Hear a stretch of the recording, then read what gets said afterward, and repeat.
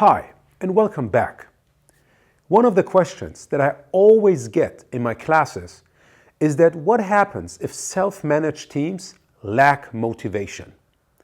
In this video, we will deep dive on the topic of what motivation actually is and how you can increase motivation in your team members. Daniel Pink, one of my favorite authors, wrote a great book.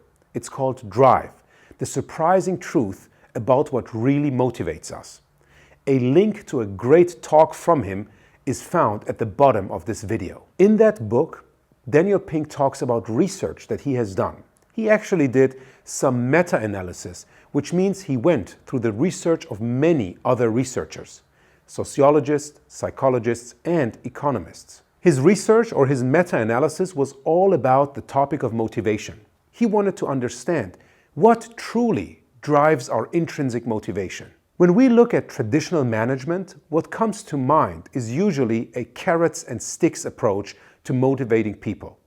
For good behavior, you get a carrot and a reward. For bad behavior, you get a punishment, being the stick.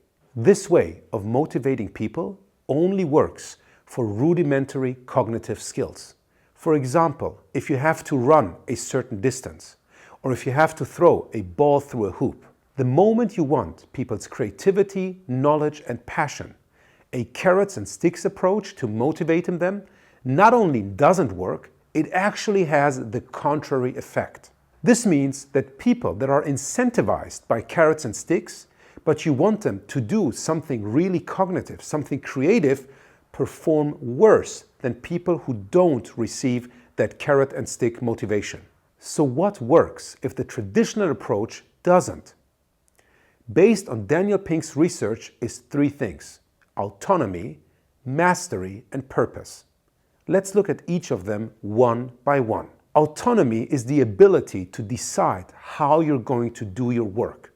It gives a lot of decision-making authority to you as an individual with regards to how you do your work on a daily basis. When we talk about self-management, for example, in Scrum teams, it's actually addressing that piece, the autonomy.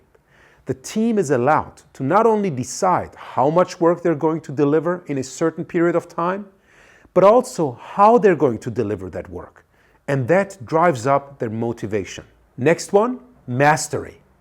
Mastery is the ability to get better at what you do.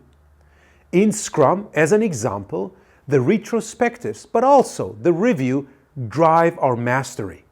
It's all about becoming better and better at how we work, but also what we deliver for our customers.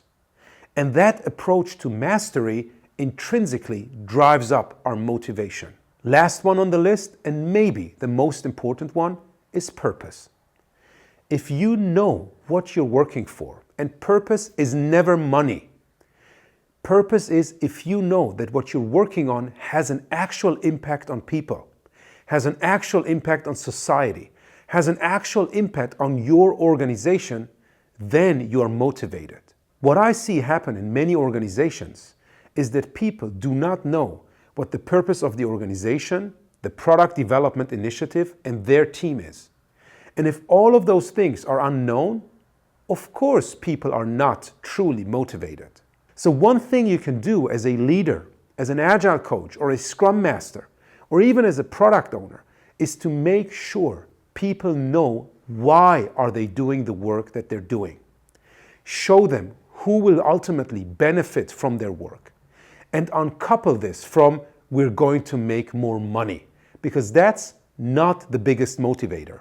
That's again a carrot and sticks approach to motivation. I highly encourage you to take a few moments and watch Daniel Pink's video. It's not only a great topic, it's also great in how they produce the video itself. I hope this brief video about motivation gives you a much better understanding of what truly drives our intrinsic motivation and helps you motivate your team much better using autonomy, mastery, and purpose. See you in our next video.